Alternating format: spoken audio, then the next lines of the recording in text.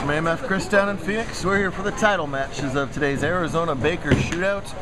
10 very talented bowlers bowling our Baker system. That means that the 5 of them combine to form one game, so bowlers will do frames 1 and 6, 2 and 7, 3 and 8, 4 and 9, and of course 5 and 10. Up in the third frame on the right-hand lane for the team that called themselves Ahh Pressure. I think I said that right. We got Rachel Carr, who's looking to end a long journey to a first title. She's got a bunch of seconds. She yells at me about it every year, but fortunately for her, it's the Tournament of Champions and Almost Champions, so she gets to bowl that every year, but she would love to bowl it as a champion. Wide right there. Her team went strike spare in the first 2 frames. Up on the left for the team calling, well, I'll let them tell you what their name is in a minute here. 26-time winner Cameron Smith. His team's already working on a 3-bagger. Oh, and tickles out the 5 pin. My goodness gracious. For an opening 4-bagger and a 20-some-odd pin lead once Ms. Carr has that spare.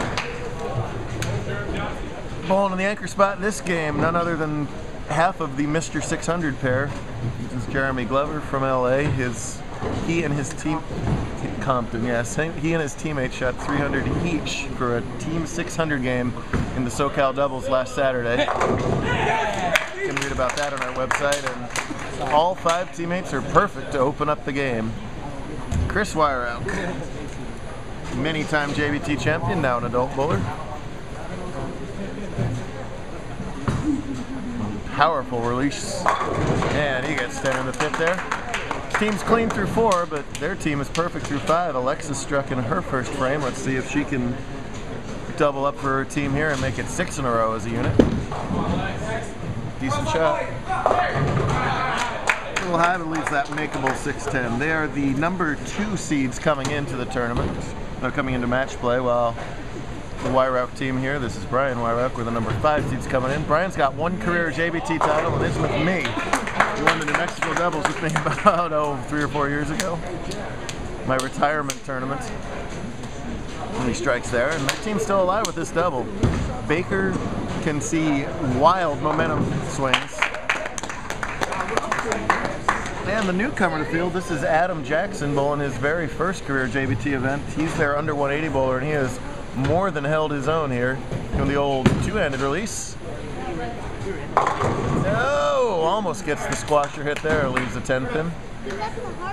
I know, that one over in the corner. That is a hard one. If I knew how to make more of those, I might be bowling in these tournaments instead of talking about them. The lefty, the hirsute one, Ken McElvaney, 5-time champ, 4 of them in the Cal Baker. Here's that shot. These guys, Ken and Cameron and Matt are sort of the core of the Baker teams. These guys are so good at Baker because they're just good team players as far as, momentum and helping their teammates out, both mentally and physically. Again, the weirdest delivery we've ever seen that's effective. Not that time though, as Matt Jones leaves the 210. If he opens, their team will be on a 220 pace. This team in the 190s, this is 6-time champ Courtney Dutton. And she gets the big strike there. Their team can still punch for 235, so anybody's game still. Let's see if Jones takes a crack at this 210. It's close. Oh, just misses it to the left. So a huge shot here for Rachel. Strike working in the 8th frame.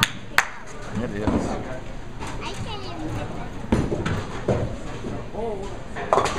No, it doesn't quite hold. She missed the head pin right. First time in that frame, she had to make a pretty steep adjustment there and just crept up high. So looking bad this game for the Pressure team, but good news for them. We bowled 2 out of 3 in Baker title matches, in all Baker matches actually. So they're going to flip-flop lanes here in just a couple minutes.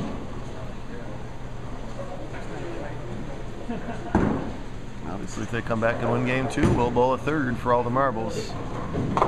Nice job with the spare, though.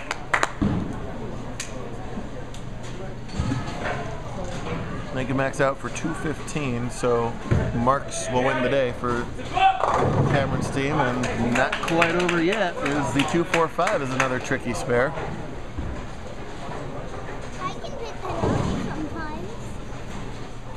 Chris, one of the few bowlers to roll an 800 series in JBT competition. Did it at the main event too. That was impressive. Gotta have it. Oh, a little left. A lot left, actually. You heard him. I don't know if you heard him, but he liked that about as much as I like that off his hand there. Luck they only leave the 4, but they needed the strike there, really. Cameron doesn't like his spare attempt, and wow! Just clips the 5-pin there.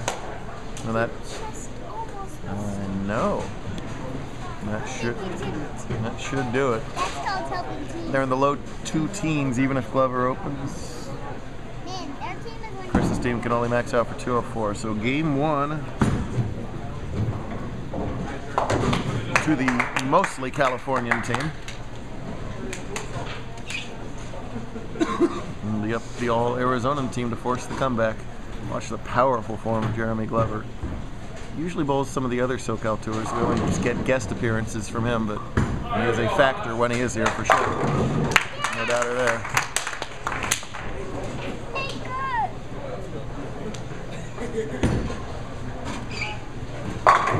Brian's got the left side. Brian and Ken have the left side all to themselves, so if they can get zoned in on their lanes, they could strike the rest of the way. And it's important, even though the match is over, for the bowlers to be watching still how the lanes are playing, because if they get back to game 3, they'll be back onto the lanes they're on now. So even the quote-unquote garbage time shots are still really important just to get zoned in. I don't think you can get much more zoned in than Jeremy is right there. Hey Matt, I have yet to say it, so how do you pronounce exactly the name of your team? The name of our team is It Gets Real in the Field, Playboy. So I have trouble with that last word there to get the accent right, so I'm going to work on it. Right, Diddy? Diddy does it the best. Team name? It gets real in the field, Playboy. Thank you. It gets rough. 234 Baker game. That would have lost game 1 in the SoCal Baker finals. This time it's a fairly simple win. We'll see what happens in game 2. Pardon? Oh, Terry. All right, I'm in. Here I am. Hello. Well, I better stop.